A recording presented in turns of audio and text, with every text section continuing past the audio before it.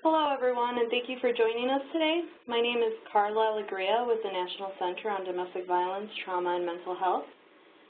Today's webinar is on responding to mental health crises, trauma-informed approaches to conversations about diagnosis, treatment, and medication. In our services, it sometimes feels uncomfortable to initiate conversations with survivors about mental health challenges and psychiatric diagnoses, and about medication and other approaches to treatment.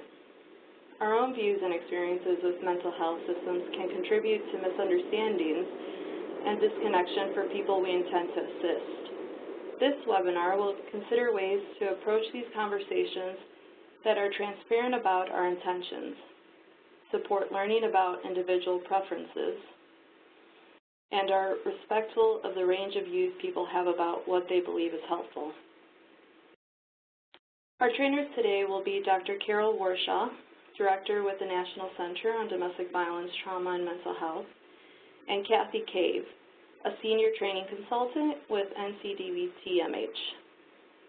Before we get started, I would like to go over some technical details with the WebEx software that we will be using for today's webinar. Many of these details are explained on the Using this Webinar System tab on the upper left-hand side of your screen. Please be aware that your screen might look a little different depending on whether you're using a Mac or PC. On the right-hand side of the screen, there are multiple boxes. The second from the top is the chat feature. This feature will allow you to provide feedback and share resources with your fellow colleagues, as well as get in contact with trainers or myself if you have questions regarding the training content. You may contact Angelica Medina, also with the center, if you have questions troubleshooting the WebEx software. To do this, click the down-facing arrow and select the person you would like to contact. You will see a lot of options, but for this session, you will want to select all participants if you would like to respond to a question from the trainer or to contact me anytime during the session. You should click on Angelica Medina to privately contact her if you are in need of troubleshooting the WebEx software. So let's test this feature, this chat feature. Will everyone please go to the chat box, click on all participants, type in where you're calling from, and then press enter.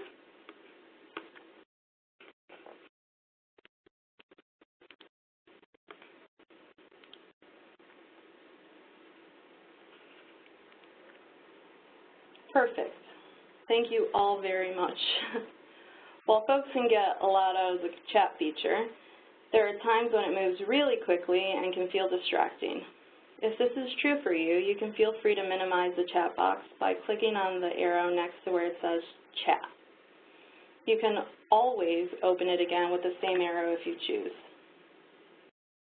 We will be providing live captioning during this webinar. Below the chat box, there is a media viewer box. This will contain the captions. If you do not want to see the captions, click on the down-facing arrow next to the word Media Viewer, the same way you might if you would like to hide the chat box. Erin Tinnen, also with the center, will be moderating the Q&A at the end, time permitting. At the very end of the webinar, you will be taken to a brief evaluation. Please take a moment to let us know what was useful and what could have been better. If you get disconnected at any point, return to the email you received with the original webinar link and re-enter the training. Sometimes the sound cuts out due to internet connection, so feel free to call in if this is a problem for you. If you're experiencing technical difficulties and are unable to contact Angelica Medina, you may call WebEx tech support to resolve any issues.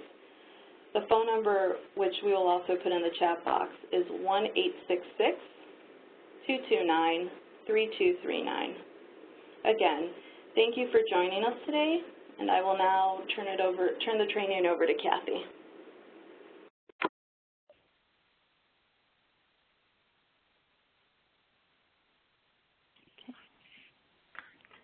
Welcome, everyone, and thank you for joining us today.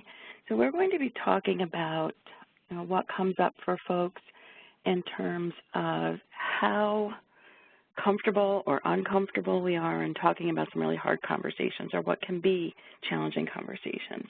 So thank you for joining us for the journey. And before we get started, I wanted to take a few minutes to remind folks who have been part of the this webinar series and to invite folks who have not been to take a look and explore webinar topics that we've covered in the mental health series. So we've talked about an overview of trauma-informed responses to distress and crisis. We've talked about peer support practices, how to think about navigating crisis and emotional distress and in ways that feels connected, ways that feel that it's possible to offer support and possible to manage our own feelings of what's happening in the interaction, what's happening for us. And we've also talked about the what and whys of self-injury.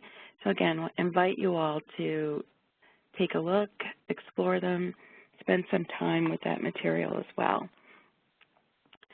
We also wanted to take some time up front to talk about what we call at the Center an integrated framework. Again, for those of you who have joined us in the series and have seen some of our materials, this is familiar to you. But we wanted to just press pause a moment and think about the movements and the social justice work and our understanding of the impact of interpersonal violence as we talk about what it means to be trauma-informed.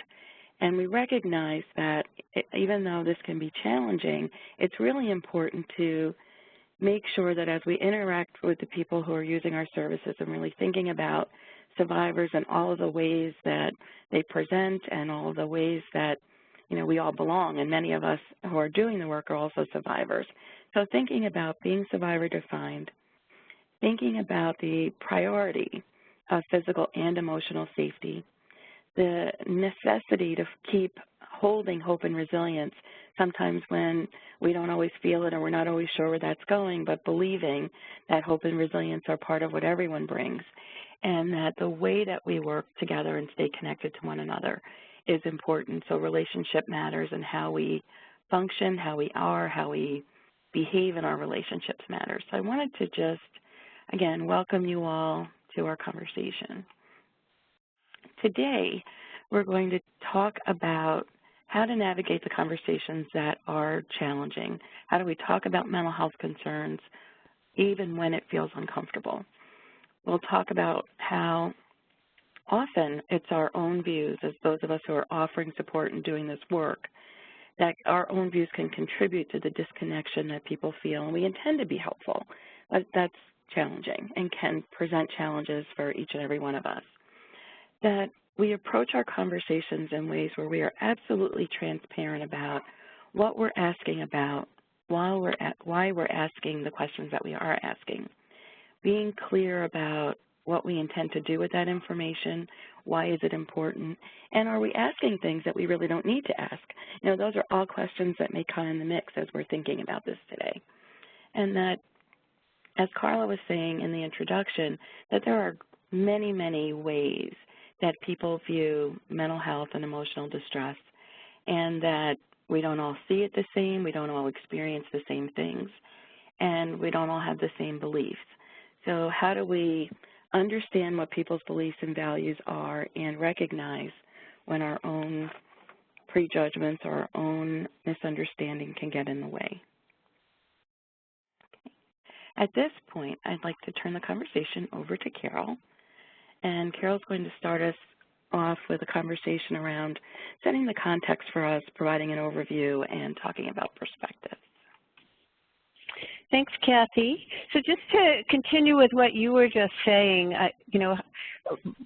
setting a context is in part normalizing the experiences that survivors have and the mental health and traumatic mental health effects of abuse. And part of doing that is letting people know how common this is. Both it helps us as advocates, and also it helps survivors to know that they're not alone and this is something that many people experience. And it helps us to be able to talk to the people we serve and work within our programs in more straightforward and respectful ways. So when we're uncomfortable, we convey discomfort, and sometimes that's related to stigma, sometimes as a part of our own desire to protect people from stigma. In the early days of the DV movement, we didn't address any mental health concerns, in part because of how women's experience had been pathologized and not wanting to replicate that. But in the process, too often we also isolated and unintentionally stigmatized survivors by our unwillingness or discomfort in talking about the things that many, many people were experiencing, whether or not we acknowledge that. At the same time, there's the risk of asking questions that aren't helpful or appropriate or legal in ways that can have the opposite effect of what we intended. So it's building on what you just said. But first I want to set the context by looking at some of the research on DV and trauma. So first, we know that experiencing domestic violence and other trauma across the lifespan can affect our mental health and well-being. Next slide. For example, Kathy, next slide, please. Yeah, great. Research conducted over the last 35 years has consistently shown that being victimized by an intimate partner increases a person's risk for developing depression, post-traumatic stress disorder, PTSD, substance abuse, eating disorders, insomnia, and suicidality, as well as a range of chronic health conditions. This is true for women survivors and for LGBTQ survivors. We also know state and territory domestic violence coalitions have estimated that up to 90% of the survivors and children served by their programs experience some kind of mental health effects of abuse. In addition, exposure to ongoing abuse can exacerbate symptoms and precipitate mental health crises, making it more difficult for survivors to access resources, which in turn increases an abusive partner's control over their lives. We also know that there are high rates of domestic violence experienced by people who are receiving services in mental health and substance abuse treatment settings, and often those survivors never get to our doors, or when they do, there's little bridging between the two systems, and often those systems are not at all attuned to framing what people are experiencing in the context of domestic violence or other trauma. So our advocacy at the systems level is really critical as well.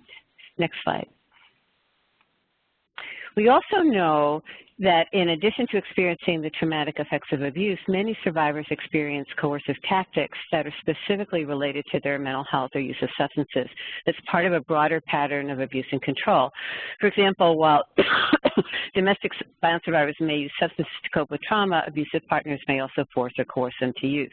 In a study that many of you may be aware of that we supported the National Domestic Violence Hotline in doing in 2012, and the report is on our website, found disturbingly high rates of abuse, specifically targeting women's mental health and or substance use.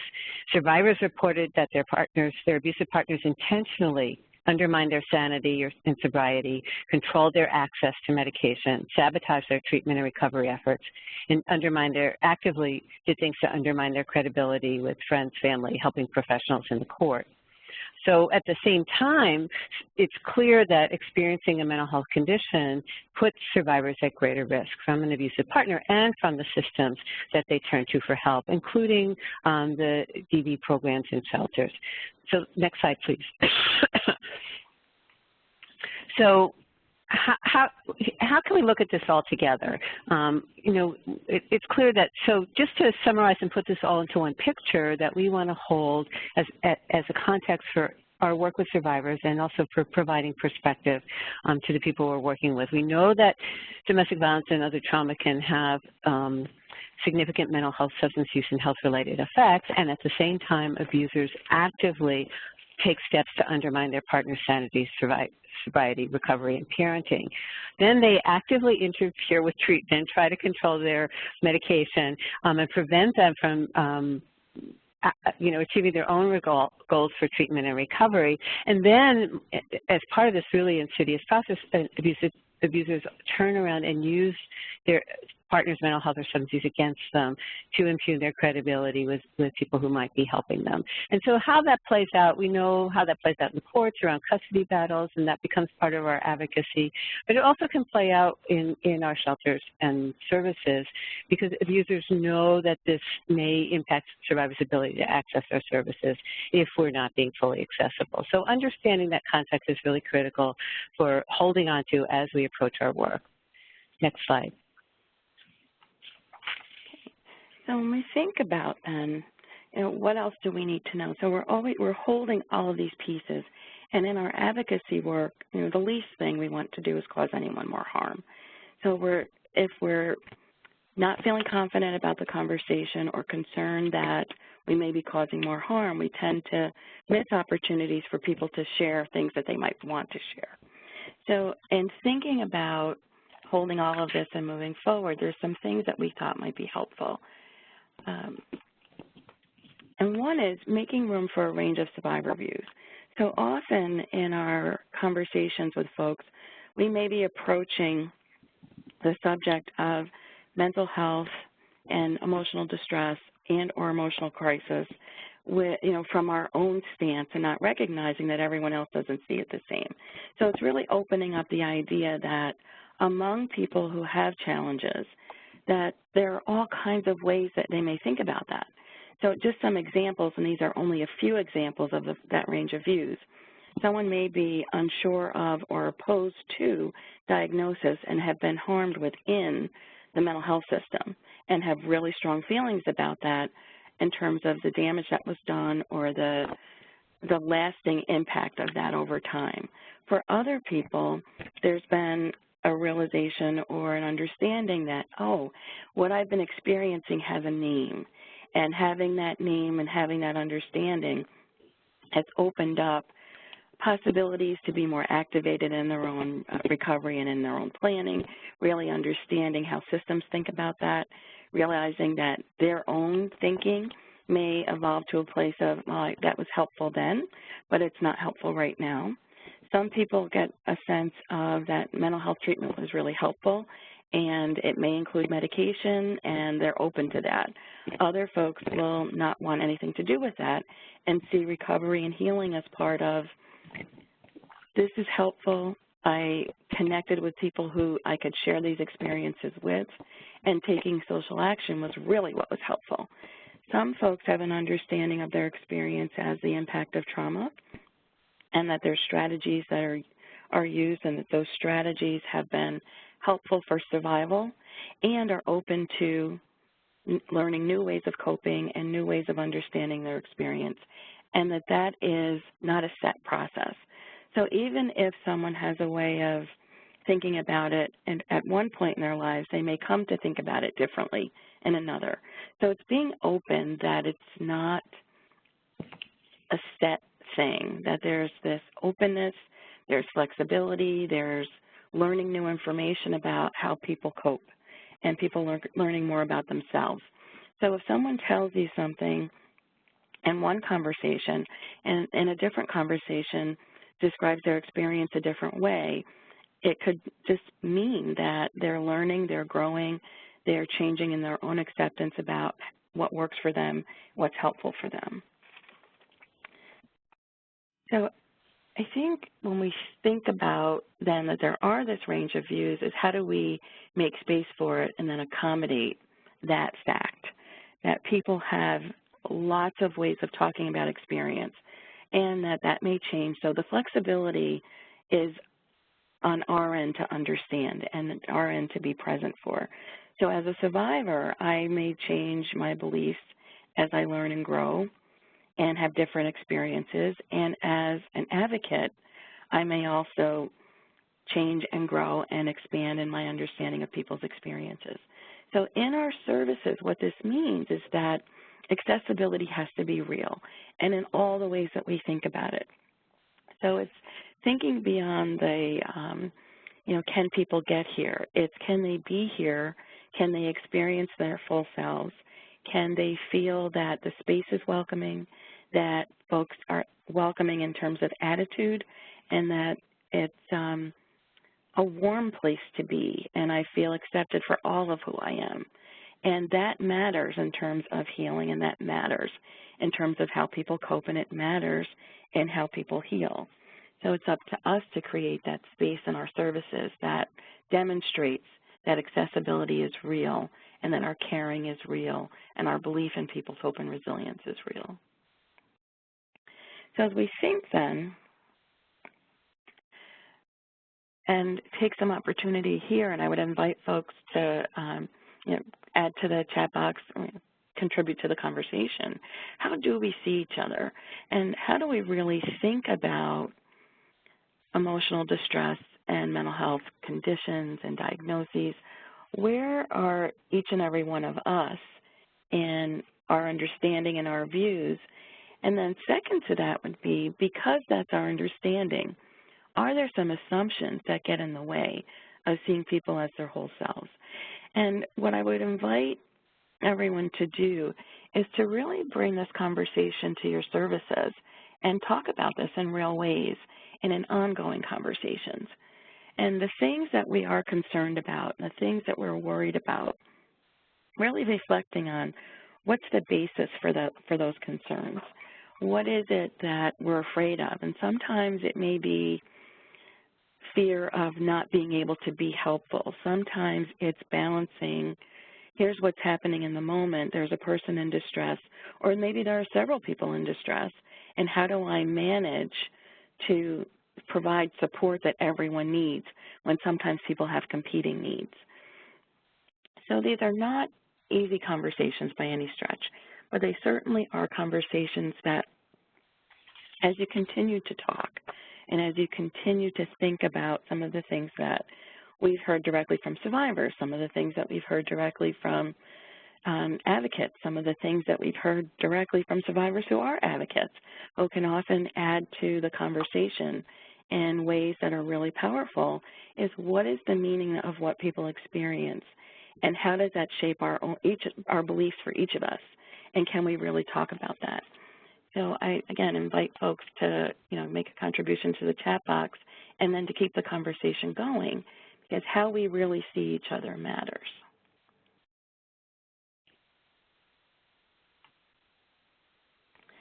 So some of this I was sharing a minute ago about, it's the what if. What if something gets in the way? And what we know is that because we are kind, caring, welcoming, open human beings, passionate about the work we do, that as human beings, there's stuff that gets in the way. And often what we're worried about is that what if we can't connect? And what if we're afraid? And what if we can't be helpful? And while there are no answers, there's no set way to say, okay, this happens, let's do this. If this happens, let's do that.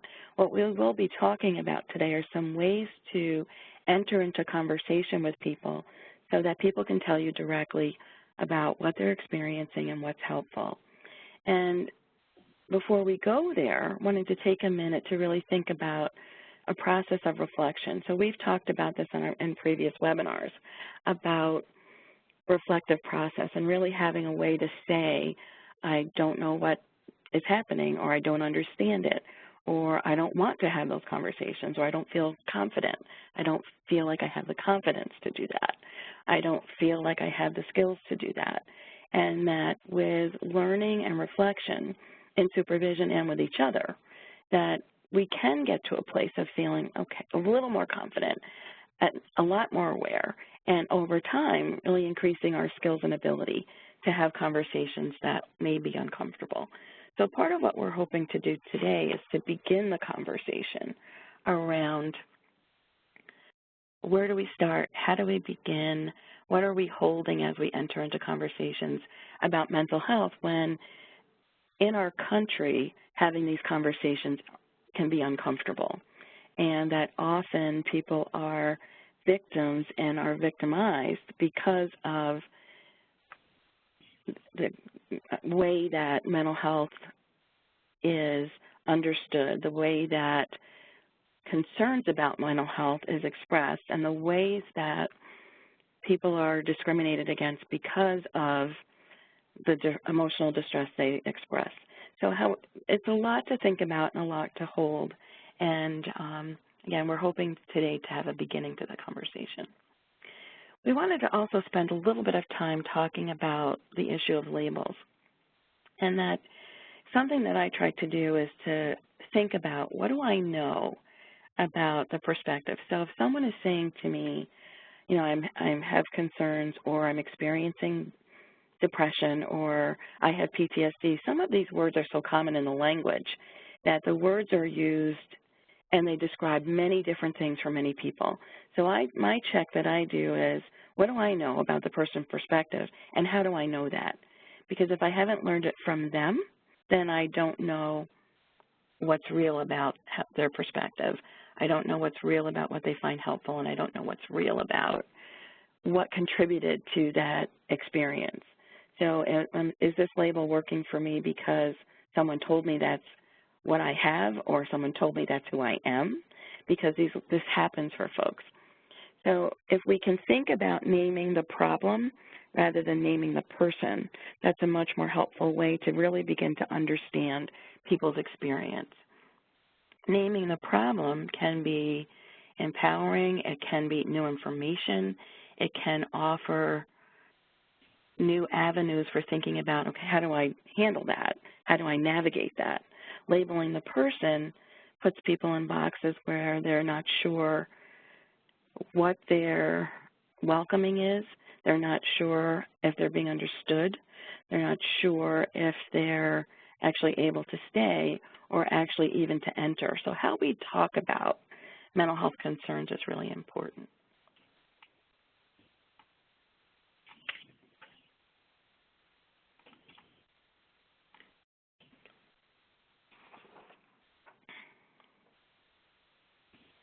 So if we think just to summarize some of what we've been talking about, is that labels can become stereotypes, and that when that happens, we're discounting people for all of who they are.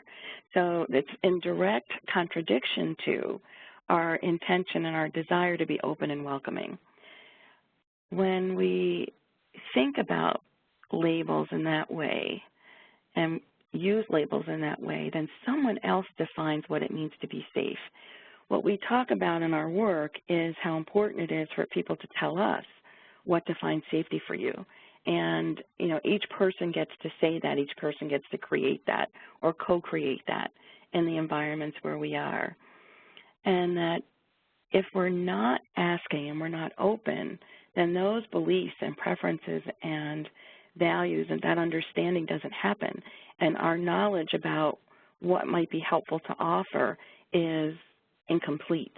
So when people can tell us directly, this is what I'm experiencing, this is what's helpful, then we can see their strengths, we can see their resiliencies, we can actually work collaboratively to create what might be helpful and to create what might feel safe. And that the help we offer is much more in line with what people want for themselves, rather than us deciding, oh yeah, let's do that. It becomes, what do we offer in our services? What are we capable of, rather than really expanding and stretching and say, you know, this is what we do and what we can do, but you may have information that will be much more helpful, much more effective, that we can provide together. Let's think about that. It opens up our opportunities for exploration and learning.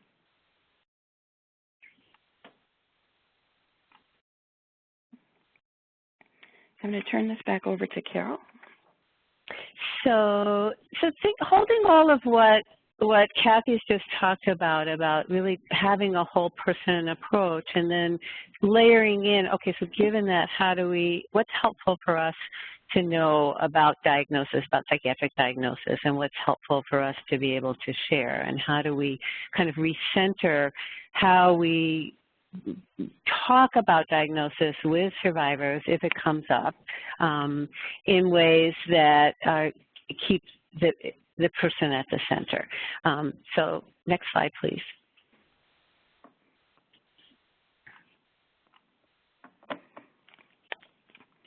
Kathy, next slide. Yeah, it's sticking, so go right ahead. So, one of the things that, when we started doing this work early on, we were really cautious in our access to advocacy curriculum not to really talk about diagnoses very much, because the risk was of people trying to diagnose survivors and using that in a way that was stigmatizing and labeling and all the things that Kathy, that you just talked about, and what people's experiences of that. And we know that that's something that abusers do all the time. So, but it's also important to know that the DSM is not something that's set in stone, that didn't come down from on high, and that, as any of you are aware, it keeps changing every time it's revised. And what it was really an attempt to categorize different patterns of mental health symptoms into distinct groups or disorders in the hopes of better understanding their etiology, what caused them, and their pathophysiology, what were the structures or what was really going on underneath, and ultimately to guide treatment. And earlier on they thought that, for example, the group of symptoms that were grouped as major depression were the things that were going to be most amenable to certain types of medication. And that's really changed over time. So the current view is that the DSM organizes psychiatric disorders as collections of symptoms to facilitate making clinical diagnoses that are descriptive and reliable, consistent, but not predictive of treatment response, and they're not linked to cause or neurobiology. PTSD and acute stress disorder are the only diagnoses that actually have an external cause. There have been lots of critiques of the DSM, including disease mongering or inventing new illnesses, so mental health providers will have more things to treat and get paid for, or pathologizing normal behavior, particularly for children, and conflicts of interest. But there's some consensus, well, at least in some parts of the world, that we're better off having some common vocabulary with reliable descriptions of psychiatric syndromes than a kind of free-for-all by every mental health provider on the planet to label things in whatever idiosyncratic way that they want to. And it was developed through the observations of symptoms that seem to go together. But what's happened in more recent years with the advent of neuroscience research and genetics research is that people are thinking about diagnoses in a very different way, and thinking about it more in terms of a set of symptom domains that cut across numerous DSM-5 psychiatric disorders, and in an attempt to try to link them to different, to the functioning of specific brain circuits or neural circuitry, to try to understand the genetic and the molecular and the cellular factors that regulate information processing in those circuits. So, for example, difficulty concentrating may cut across many different disorders. You may experience that with anxiety, you may experience that with depression. So it's what are those circuits that are involved and what kinds of things are helpful to rebalance them or restore some kind of balance in those circuits. Insomnia may be a factor in many different disorders, changes in appetite, changes in energy, changes in mood. So it's a way of looking at things in a much more nuanced and complex way that's also much more hopeful, because the other piece of how thinking has changed about psychiatric disorders is looking at the concept of epigenetics, so that we come in with a particular set of genes, but our experience really influences whether those genes are expressed, whether they're turned on or turned off. And when genes are turned on, they create, lead to the creation of proteins that then creates new neural pathways. So all of those kinds of circuits are impacted by our experience. So if we experience a lot of stress in our lives and we have a particular genetic loading, it may lead to us developing specific sets of symptoms or specific circuits that are activated, whereas for someone else it may be completely different. So it gives us a much more fluid sense of how things develop, but also a more hopeful sense, because as we think about neuroplasticity and the ability for things to change in response to our relationships and our environments, it also means there's lots of opportunities to change in ways that are healing in response to our own resilience and our interactions with other people and other resources that we're able to access.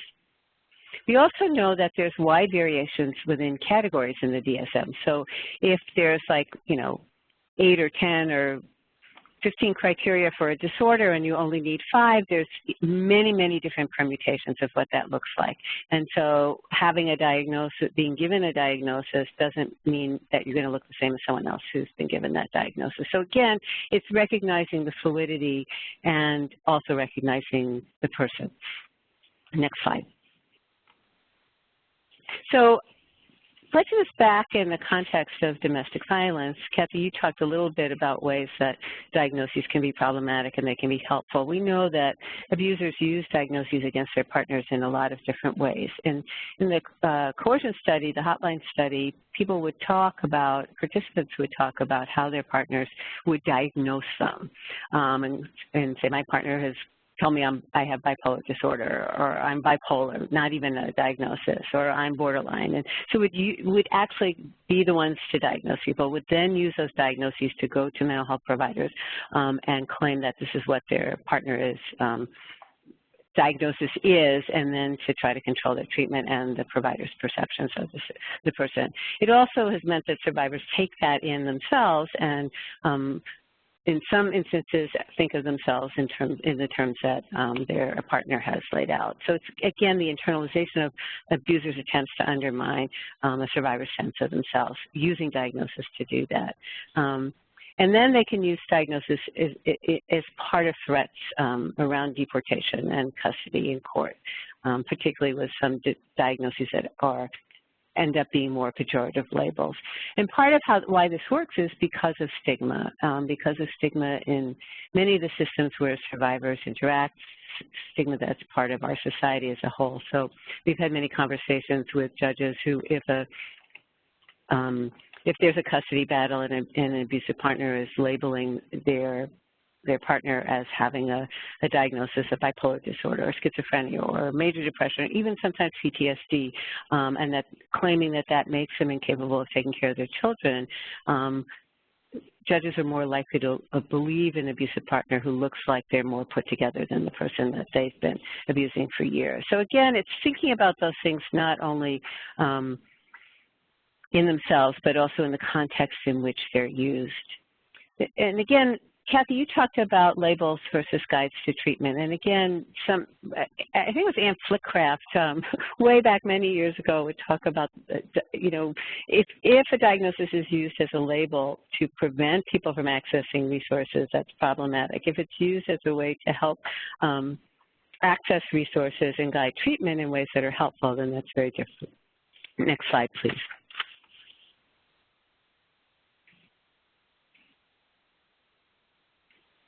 So, and again, Kathy, as you touched on before, diagnoses can be really helpful. It kind of information is empowering, and it helps us understand our experience and make sense of it. And it's not that we're weak. It's not that there's something wrong with us. It's that this is something real, and it's something that makes sense, whether it's part of our experience of abuse that has precipitated this, maybe it's part of what an abusive partner is doing to actively undermine our ability to sleep and take medications and do the things that are healthy for us, or as something that we came in with because of our own family history or genetic loading.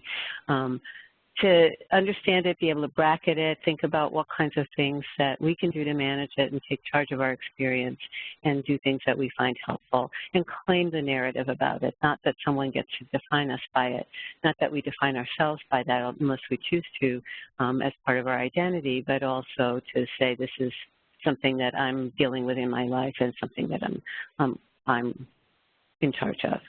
So the other thing is it helps us, being able to talk to survivors about that allows us to help counteract the ways that we may have internalized the perspective of an abusive partner who's trying to dominate our perceptions and convince us that we're crazy and we're the one with the problem and we're taking medication, so the abuse must be our fault, and they're doing things to,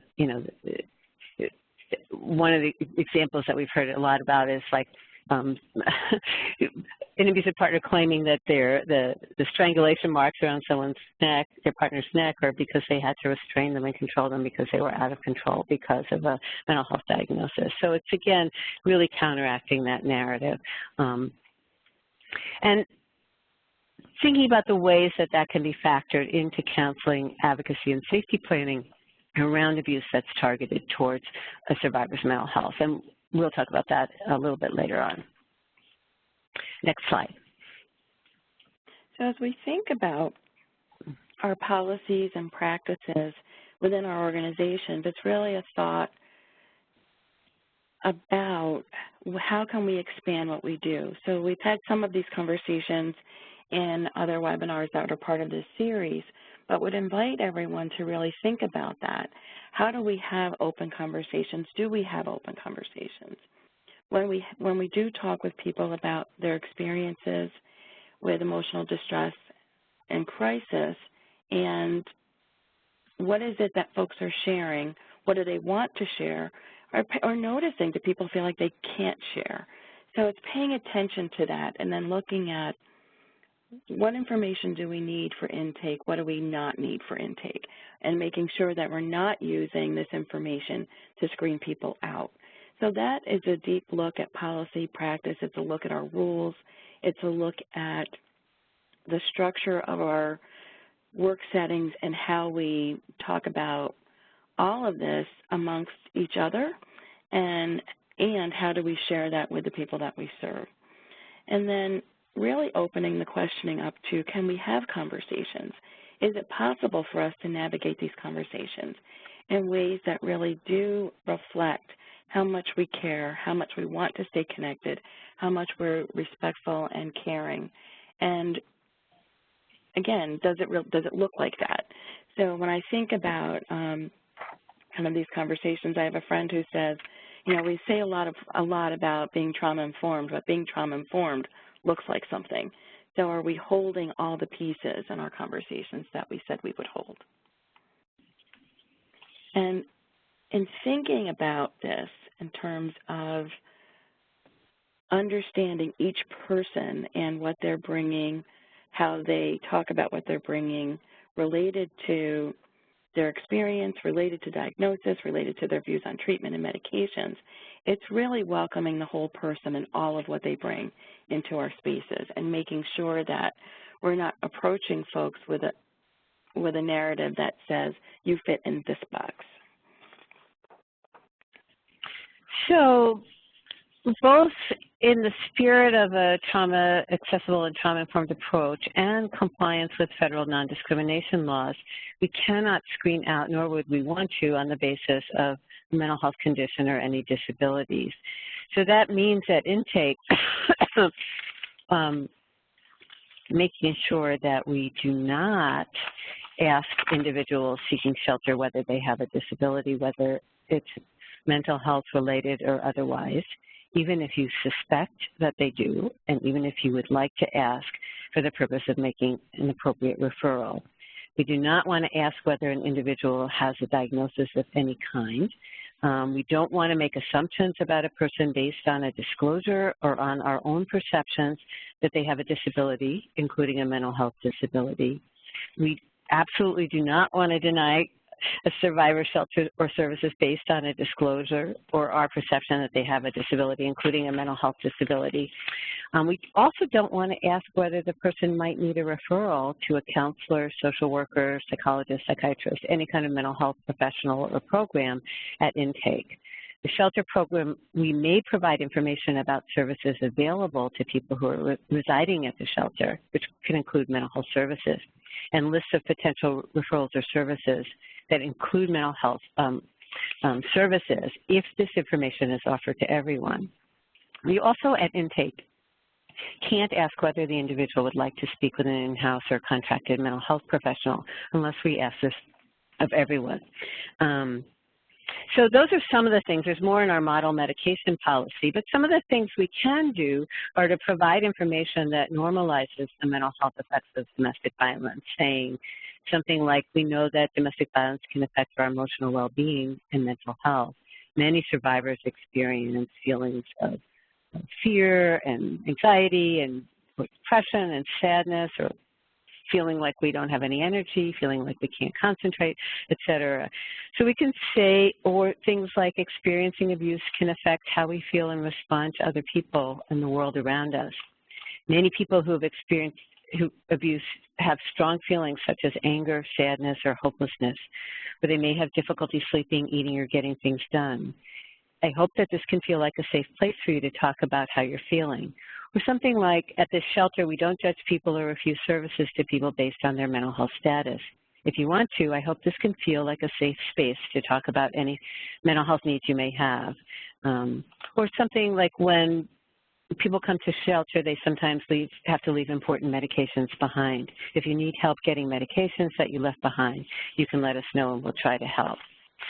We can also talk with survivors, again, as I mentioned, about abuse that's targeted towards their mental health and use of substances. And there's a toolkit that Erin and I are working on. Hopefully we'll be complete in the next month or so on talking with survivors about mental health and substance use coercion. But some of the things that you could say are, many people say that their partners abuse them emotionally or call them crazy, or say other demeaning things related to their mental health. Many people say that their abusive partners intentionally do or say things to make them feel like they might be going crazy or interfere with their treatment or medication, or do things to undermine them with friends and family or with other people or places they might turn to for help. Have you ever had to deal with anything like that? Or how does your partner respond to you when you're feeling bad? How does your partner respond when you're feeling good? Are they only nice to you when you're not feeling so great? Or something like, domestic violence is much more than physical abuse, and then some of the things about how many people say that their partners who abuse them emotionally and call them crazy. So those kinds of things can be part of our intake and can help both raise awareness of how that's happening. One of the things that happened on the hotline survey that hotline advocates talked about when they asked about coercion related to mental health and substance use, that many survivors said no one had ever talked to them about this before. And it brought both the survivors and the advocates to tears to be able to have that perspective when they were in a situation where their abusive partner was the one who was dominating their perceptions. Next slide, please. So the point of this slide is to highlight, so there's a lot of things we can't do at intake because we don't want to use that as a way to screen people out of our services. But we also, once people are in services and we're talking to them about service planning and their service needs, we also have to think about what are the things that we need to know and what don't we need to know. We don't need to know a diagnosis that someone has. We don't need to know what medications they're taking and why, unless that's something they choose to share with us because it's helpful to them.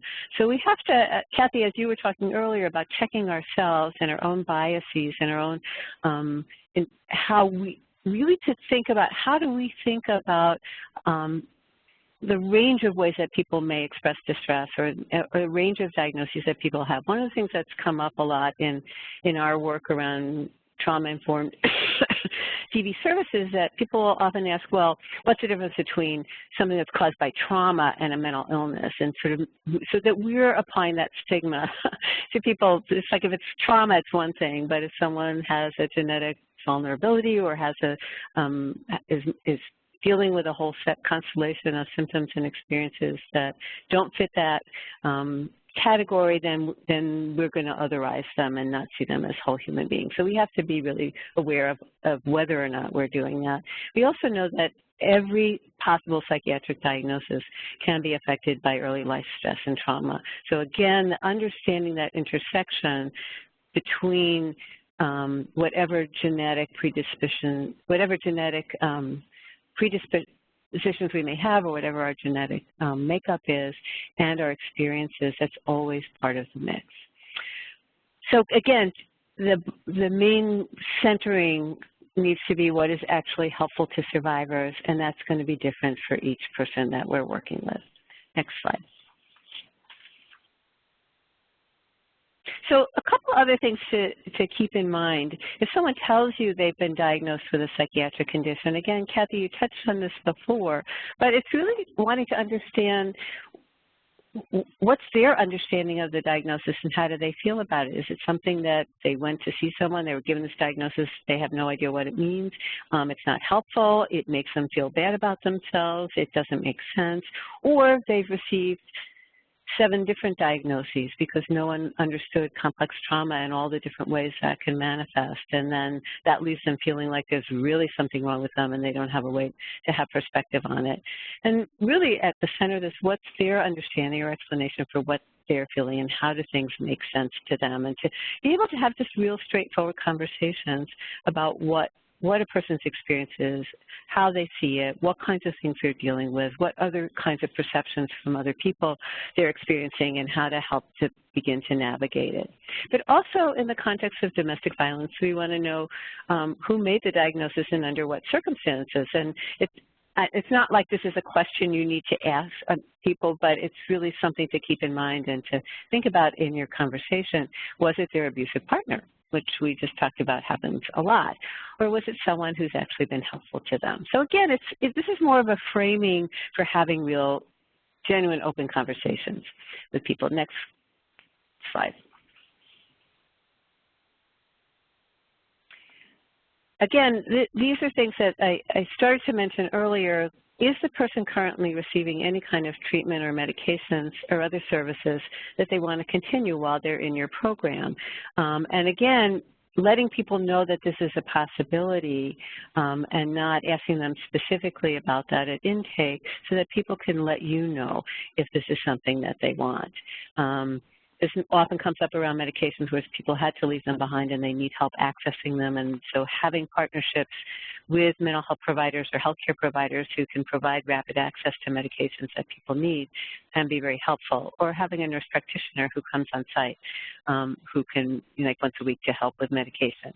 And again, if someone's interested in accessing any mental health or other services, again, it's providing information to everyone, not singling someone out, and letting people know what kinds of resources we have available. The other piece is asking if they have concerns about how their partner may try to use their mental health symptoms or diagnosis against them, and is that something they would want assistance with. And so there are a lot of ways to do that. Let's see if there's a next slide.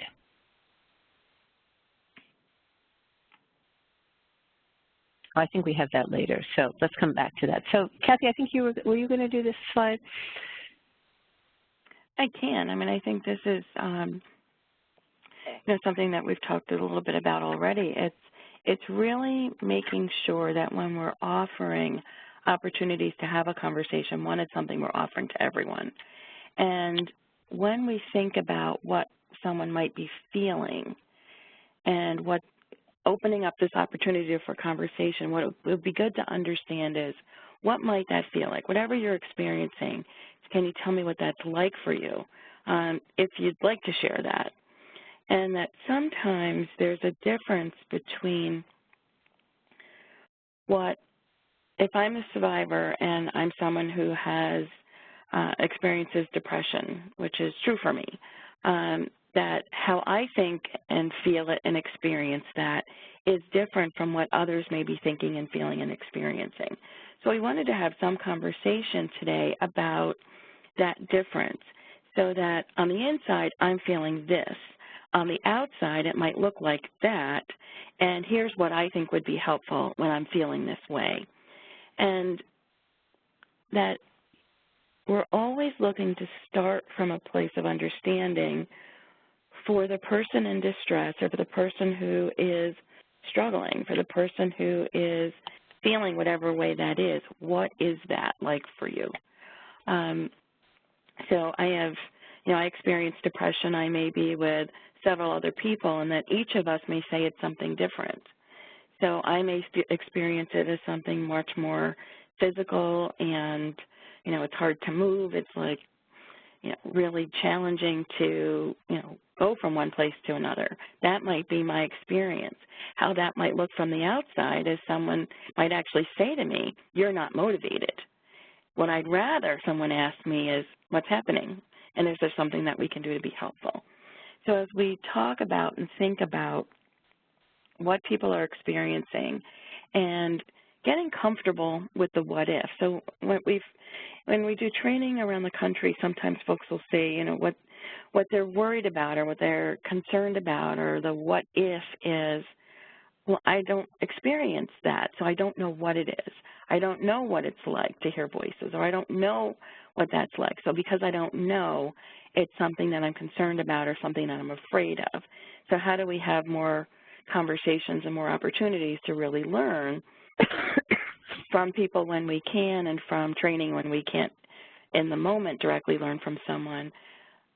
What might that be? And talking about that when people are in the moment able to talk about it and wanting to talk about it.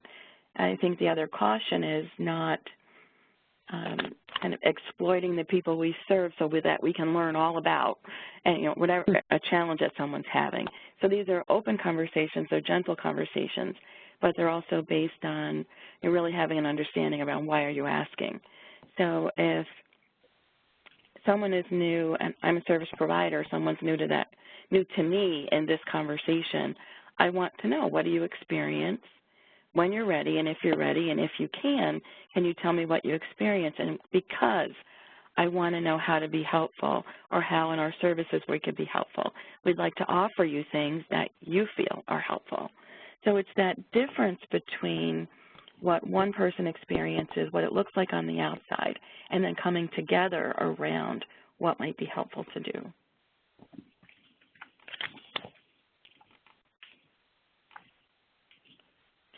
So, for example, we are going to share a few quotes from people who actually have been open and willing and publicly share their experience about what this might be like.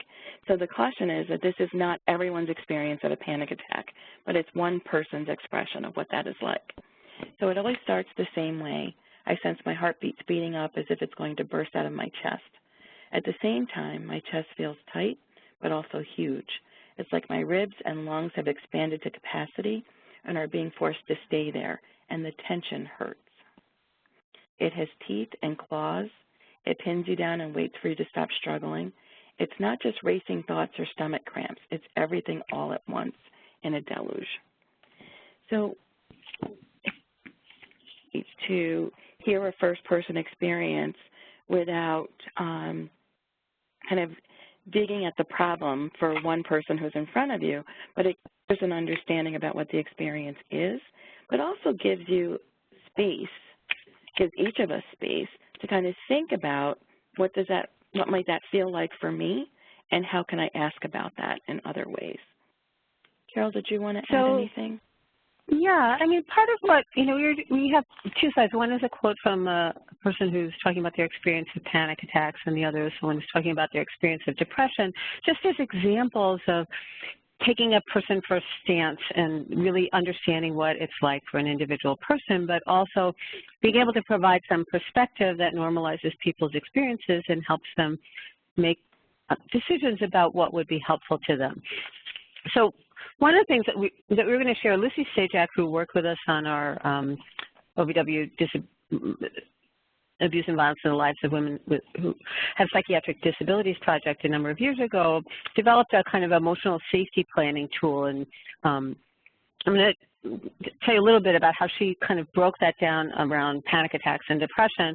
So one of the ways she created a kind of checklist that a person could use, and this was in a different context with some kind of initial kinds of things that people might be able to resonate with, and then lots of room for people to add their own experiences. Like, for example, a shaking can of soda ready to explode, or overwhelmed or underwater, or my heart is pounding out of my chest, or I can't catch my breath, or I'm dizzy and afraid I'll pass out, or I forgot what I'm supposed to do or say. And then to think about what it might look like to someone else, so the person who's experienced this has that perspective, maybe not when they're in the midst of it, but is able to have a more aerial view of their experience, that they might look like their eyes are wide and their mouth is open and they're breathing fast and they're unable to continue with doing what they were doing, or they lost the thread of what they're doing or saying, or they can't follow a conversation or what's going on, or they're staring into space, or they appear frozen. And then it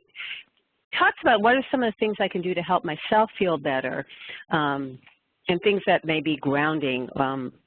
pausing, breathing slowly and deeply, reminding myself that this is a panic attack and it will only last maybe an hour, and once it's over I may feel drained and washed out, but I know it'll stop, and I know there are things I can do to address this. And then kind of a list of things that other people can do that might help me feel better, that again would be things that that person has learned from their experience or may create once they are in a safe place to talk with someone about what kinds of things might be helpful that they can try and see if they work. So one might be offering reassurance that I'm okay, or taking me seriously, or asking me what I need and being patient if I have a hard time telling you, or checking to make sure you understand what I'm trying to tell you, or encouraging me to breathe slowly and deeply, or maybe even into a paper bag if I'm hyperventilating, or giving me a quiet space and some time, or maybe making sure that I can be with someone if I can't be alone. So there's lots of ways to think about that, but there's also ways to talk with people about it that offer perspective. You know, something like, oftentimes the fear that survivors experience in relation to an abusive partner can also cause them to develop panic attacks. These can be very frightening in themselves. Panic attacks often seem to come out of the blue and are very intense. They involve a massive surge of adrenaline from our brains that affects almost every system in our bodies. Because they're so intense, people may feel like they're going to die, or like they're having a heart attack, or they're losing their minds or losing control of themselves. And some of the things people experience as part of this may include feeling dizzy, having trouble breathing, having chest pain, feeling like your heart is pounding or racing, having your fingers and toes tingle, which is from the hyperventilation and breathing off carbon dioxide, feeling queasy, having GI or urinary symptoms, feeling agitated and pacing. So there's lots of things. So it's like normalizing, just like we would normalize how common domestic violence is, and these are some of the kinds of things you might experience. And if you are, there's resources and help available. So it's doing the same thing with some of very common mental health conditions that allow people to both have a way to have perspective and access help when they need it or want it. So for people who have panic attacks, going way back before people were aware of panic attacks in the same way in the 70s and 80s, people often went undiagnosed for 6 or 7 years, and it really took a huge toll on their lives, because once people develop panic attacks, they often take on a life of their own, and then people do everything they can to prevent having a panic attack, and sometimes that means developing what's called agoraphobia, or fear of the marketplace, but being afraid to go out. So the constriction of people's lives when they have panic attacks that haven't been treated and they don't know what they are can be huge and very traumatic in itself. So once people know what it is and can bracket it and contain it and get treatment, it makes a huge difference. And it also reduces the control an abusive partner has over their lives. So next slide. So I talked a little bit about depression, but here's a quote from another person who experiences this. To me, depression feels like trying to wring the last drips of water out of a damp washcloth. I feel absolutely emotionally, physically, and mentally bankrupt. Many nights I stay up late because I don't have the energy, nor do I care enough to put myself to bed. Same with food. I ignore my hunger until I can't anymore. Actually, I'm going to go to the next one because the same person had a little more to share. I feel crushing guilt and failure at life. It has been a long string of mistakes and seems such a waste. When people try to reach out to me, it feels more like they're laughing at me on the inside. I see it in their eyes, so I stop looking at them. I don't trust anyone, and I feel utterly alone in the world. So when people are experiencing this, and then in an unfamiliar place, having other experiences with grief and loss and the circumstances of how they've come to be in our services in the first place, this all compounds what people are experiencing. Carol? Yeah, so, I mean, just thinking about someone being in your program or in, at your services who's experiencing this internally. And, we may think of a bunch of symptoms, but this is really what the experience is like, at least for some people. So it's being able to, again, understand what it's like to live day-to-day, moment-to-moment with depression. Again, from Lucy's tool, some of the things that what she talked about is a kind of feeling picture, as tired through to my very bones, useless and like I don't have the energy. I don't want to be naked to wash or change clothes. I can't seem to stop crying. I'm frustrated because I can't concentrate. I'm upset because it's hard to follow a conversation. I don't feel hungry and I don't want to eat. Or I don't feel hungry but I can't stop eating. Or I feel like I'm starving. Or I feel like I'm swimming in molasses. I ache all over. Nothing's ever going to get better. Everything is just too hard. So Kathy, what you talked about before about looking like you don't have any motivation, you may not be able to shower, you may not dress properly, you may not care for your hair, you may not be able to complete tasks or keep appointments or pay attention to your children. So understanding, again, what we attribute to people and what may be going on is really important to try to learn about and understand and think about, but also providing a perspective that, you know, depression is very common. Looking back at the research data, you know, like that survivors of domestic violence experience much higher rates of depression than people who haven't been abused, and it's also true for people who've experienced other types of abuse, and it's very common. And so, and here are some of the kinds of things that are often part of the picture of depression. And if that's something that you're experiencing, you're not alone, and we have lots of things we can do to help make your shelter stay work better for you, ways that we can support you while you're here, and things that we can do to offer you in terms of treatment if that's something that you want. And again, thinking about the things that people can do themselves, the things that people can do to support them, and the things that actually involve treatment. So it's not just treatment. Next slide. So the other piece we just wanted to talk about in terms of diagnosis, because this is something that often comes up for survivors, or often given the diagnostic label of borderline personality disorder by treatment providers and by their abusive partners. And again, as you can see, that the majority of people who have that diagnosis have experienced abuse, often in childhood. And it's really better understood as a form of complex trauma. And part of what's been so helpful about the reframing is, rather than the kind of pejorative label and the, like, you know, what do you think when you hear that diagnosis, someone who's going to be really difficult and challenging to work with, and as opposed to really understanding how people survived and how the ways that they are make perfect sense as part of their survival. So one way that we think about it is understanding it provides us a more kind of holistic and nuanced way of understanding the effects of abuse and violence across the lifetime, and helps us understand the critical role that early caregiving relationships play in how we manage stress, how we regulate emotions, how we feel about ourselves, how we feel about other people, and how we feel about the world. So it helps us understand sort of the kind of neurobiological underpinnings of emotional dysregulation, and helps make sense of some of the coping strategies that we use. So when internally we're not able to manage feelings because there was no one to help us develop that capacity when we were younger, then we often manage them through external means. It may be through self-injury, it may be through substances, it may be through the kinds of interactions we have with other people.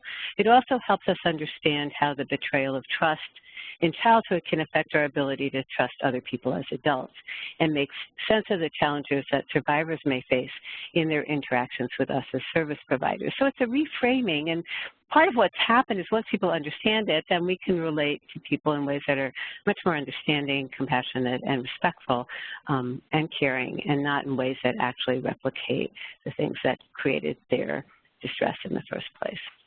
Next slide. So what other kinds of things might be helpful to share, coming back out to the context of ongoing domestic violence? I think we've said this enough times before, that diagnostic language is often used inaccurately by abusers as ways to denigrate and undermine their partners.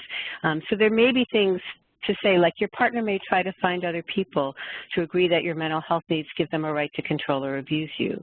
This is a tactic to make you feel isolated and further their control over you. No one has a right to abuse you. Or I understand the stigma associated with psychiatric hospitalizations or with taking medication for many years. You have the same right to safety and dignity as anyone who hasn't had those experiences, regardless of what your partner or society tells you. Or you mentioned that your partner continually calls you names and deliberately does things to undermine you. Is there someone you can call to help you validate your perceptions or offer you other emotional support? Next slide. And again, letting people know that if they're experiencing any kind of mental health symptoms or concerns and want help, there are lots of things we can do, including mental health treatment, including mind-body practices, including peer support, and including other things that they may find helpful, both for themselves and within their shelter experience. Next slide.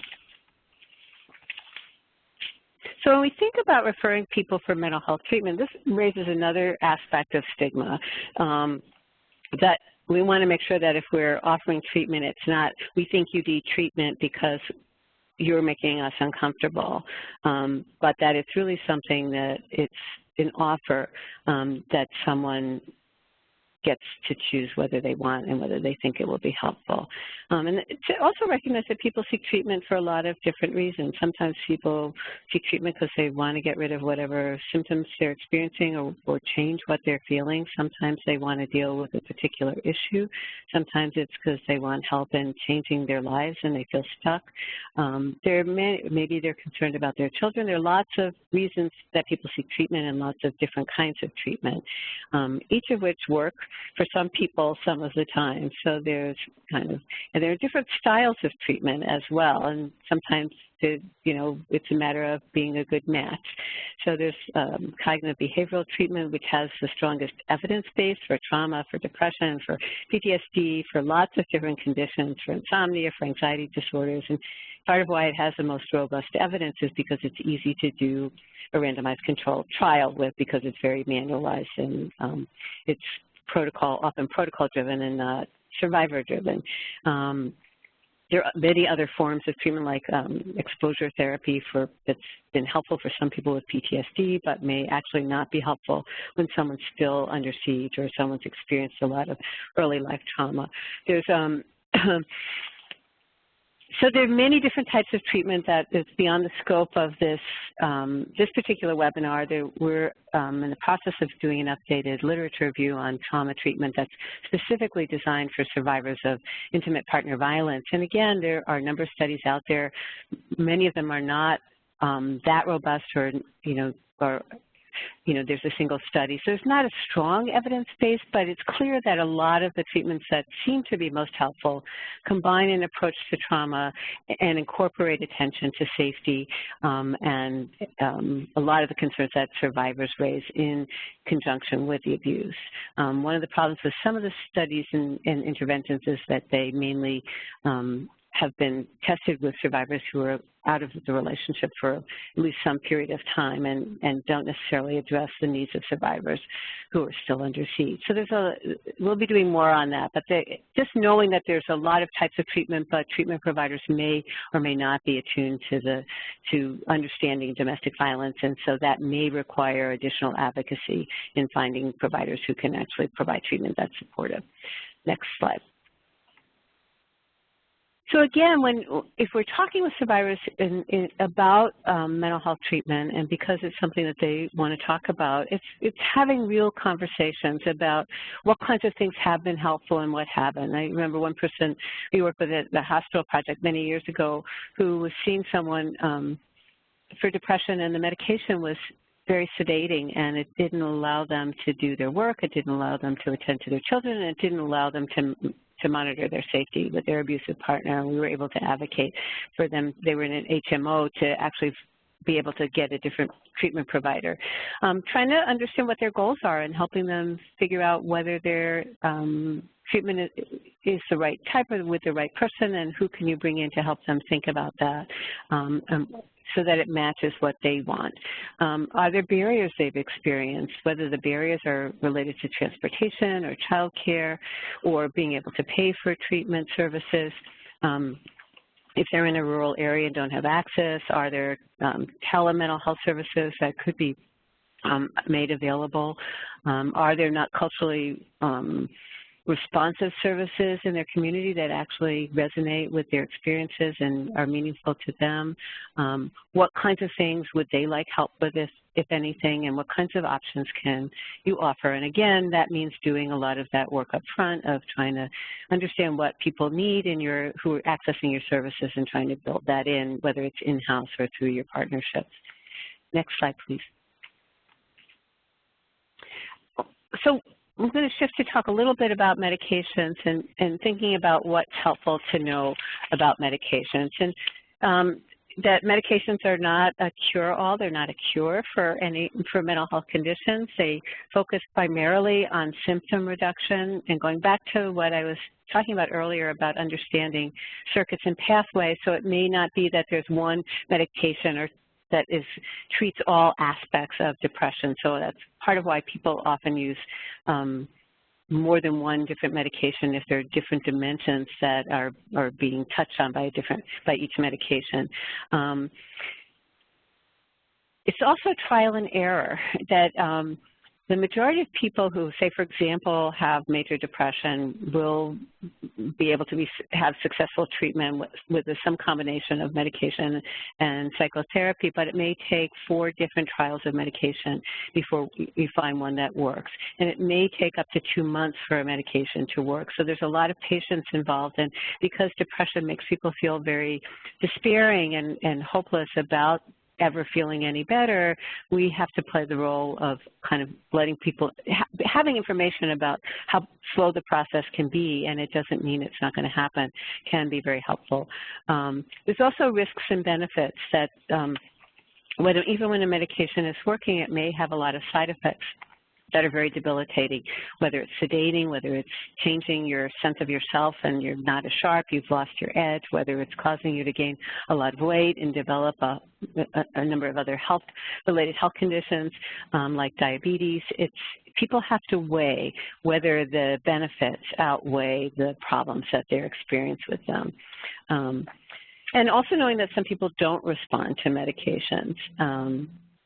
And that there are lots of other things that are involved in healing and recovery beyond medication, including, all the things that have to do with healing from trauma, developing skills that you may not have had, relapse prevention strategies, wellness strategies. And medications also need monitoring, and they cost money. So there's lots of restrictions, particularly with changes in healthcare, whether people are going to actually have access to medication. Sometimes there are patient assistance programs that drug companies have, which if someone doesn't have insurance, you can apply for and they can get free medication.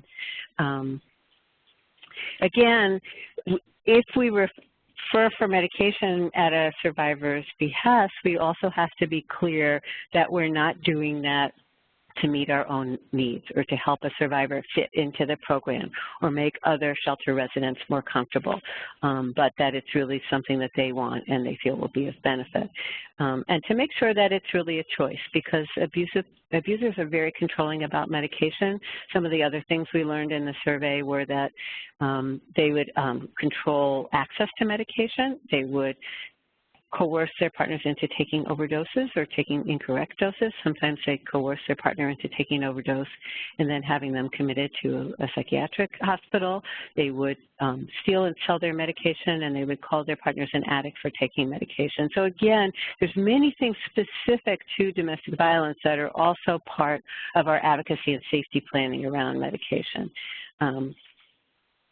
So there are lots of reasons a person may not want to take medication. I mentioned some of them. Sometimes people are afraid they'll become dependent on the medication. Sometimes there's not an adequate explanation to really weigh the pros and cons and have it make sense, or to let people know you can try it, and if it doesn't work or you don't like it or it makes you feel worse, then there's no reason to continue taking it.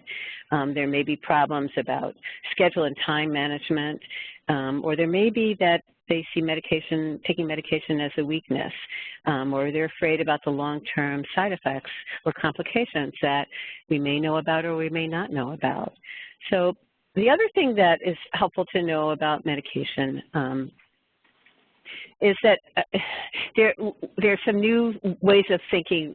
Again, with depression, there used to be thinking that what was called the monoamine hypothesis, that there were deficits in neurotransmitters, that they weren't being released at the junctions from one neuron to the other, and that the different types of antidepressant medication would increase the amount of, say, serotonin or norepinephrine that would allow for greater neural transmission. And some of the newer thinking now is more of a neuroplasticity hypothesis, and why any of those medications could work and why they don't work instantly is that it may be that what they all do is help to create epigenetic changes that allow the brain to create new proteins and build new pathways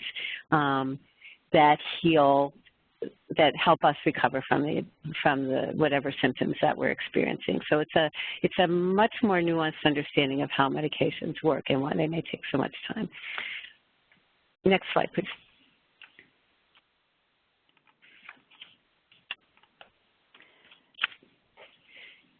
So again, these are some of the things that might be useful in a shelter setting, and I would refer you to our model medication policy, where it's not legal for advocates to dispense medication, to control medication, to have to know what type of medication someone's taking, that the ideal way to do medications to store them in a locked box that each survivor has access to themselves, and if they need to, or in a place that they can access if they need to be refrigerated.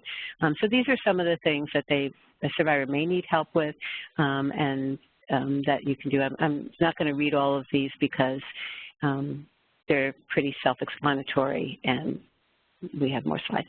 So next slide, please. So as we're thinking about the conversation we've been having today, and certainly recognizing this is a ton of information to cover in a webinar, and for folks to really think about how can you take these conversations and bring them back to your settings and really talk with each other in really deep ways about how can we do this here, are there changes we can make. I also wanted to take a moment and just acknowledge the sharing that was happening in the chat box, and thank you all so much for that. So part of what we're trying to do here is just to put some conversations on the table around really understanding someone's experience, really thinking about ways to broaden that conversation, and let us consider and reconsider and continue to consider all the different ways that people view their own experience, and to bring that information into our safety planning together so that that's a collaborative experience where you're really talking with each other about how do we incorporate survivors' views of their experiences around distress and crisis into emotional safety planning. And also to think about what are some ways to incorporate when people can't, either in the moment can't tell you what would be helpful, or are not able to make decisions for themselves in that moment. And that advanced directives, for those of you where that may be new information, it's a legal document that is only honored in some places, so it's something to check in about in your state, around where someone can say, if I'm unable to make decisions for myself, this is the person that I want to make decisions for me, and these are the kinds of things I want to have for myself put in place if I cannot tell you that in the moment. So advanced directives are something we can certainly learn some more about, and if folks have questions or comments about them, send us a message and we will try to find some resources that we can share with you. When we're talking about directly what helps, and here are some questions that might be helpful in doing some emotional safety planning in co-creating, just again, an understanding of when someone is in distress, what it looks like. So these questions can be incorporated.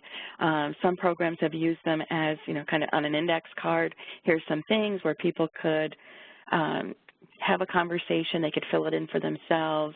You could do it together. There are many ways to bring the conversation to the surface. But really talking about when you're overwhelmed or distressed, what does that look like? What does it feel like? What does it look like to other people or from the outside? What tends to add to your distress or to your stress? What's helped in the past when you felt this way? And then really importantly, are there things we can do or things we should never do to try to support you? So really getting a sense from someone where we're offering an opportunity where their no has value.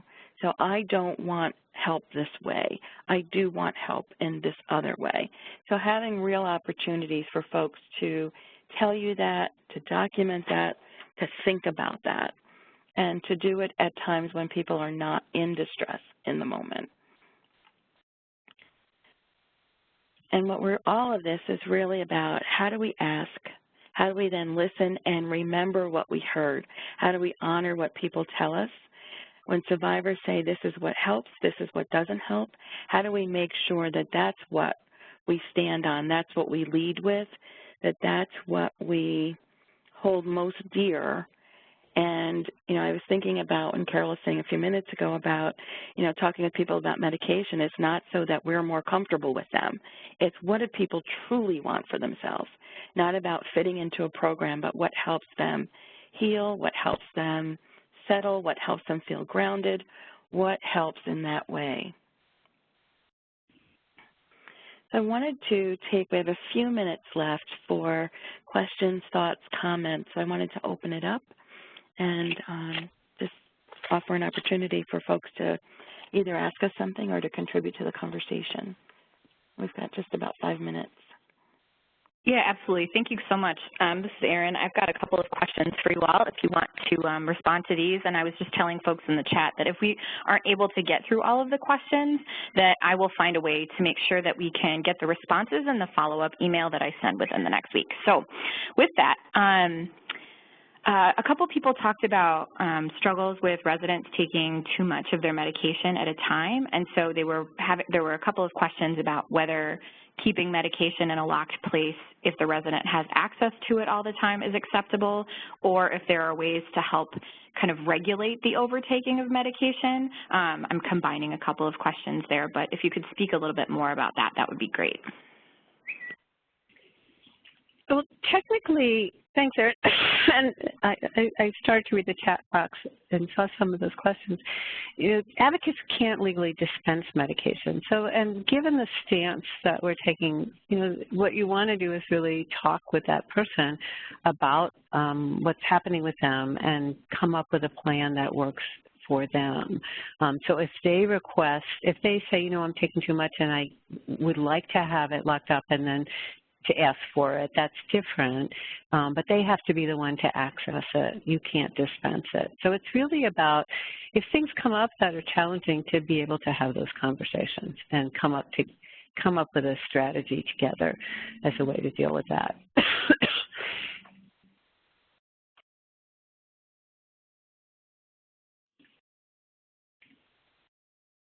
Excellent. Kathy, did you want to add anything? No, just a reminder to really spend time with, I think at the program level, with the model medication policy. Because I think it has some really helpful information about how to keep having conversations within programs about things as these kinds of issues and concerns come up. Because the goal is really to figure out what's going to be most helpful, but staying within the parameters of what you can and can't do. I saw there was another question about someone not taking medication that was prescribed, and again, we cannot make taking your medication or participating in mental health treatment a requirement for being in shelter. So again, it means having conversations and talking to people and not trying to get them to do something that we think is beneficial, even if we think it's beneficial for them, but really trying to understand where they're coming from and what's going on for them and what this is about and what it means and what would be helpful to them. Excellent, thank you. So maybe we'll do one more question and then Carla can close us out. But like I said, we'll try and find ways to make sure that we get folks answers to their questions in a follow-up email. So an early question was around how we're not about asking people about disability or diagnosis at intake to protect the rights of the person and also to avoid screening out. But there was a question about how we ask about whether or not people need accessibility or have accessibility needs that we can meet. So for organizations that are really trying to be more accessible, what does intake look like in that context for people who are, you know, asking so that they can get people what they need upon arrival? I think well, go. Just a quick thing on the front end is as long as you're asking the question of everyone as a standard part of intake, is there anything we can do that can make, you know, accessing our services more easy for you or more helpful for you or make things more available for you? So finding a way to ask the question where it's the same question for everyone and there's an opportunity for people to tell you what they need. And I think the other piece is that not just asking the first day, but that as people get settled in, as people get rested, as people experience a sense of, oh yeah, you really do care about me and I believe that, to ask those questions again. Again, if there is anything that we can do, or I notice that there seems to be a struggle with this, is there something we can do to be helpful?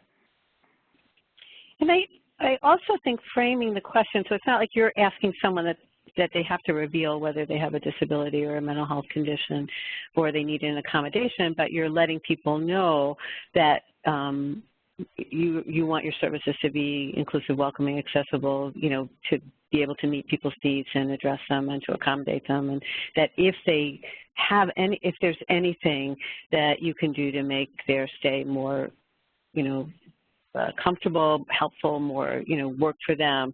So it's providing the framework and inviting them to tell us rather than asking them directly. So you get the same thing, but you're not requiring them to tell you this shift.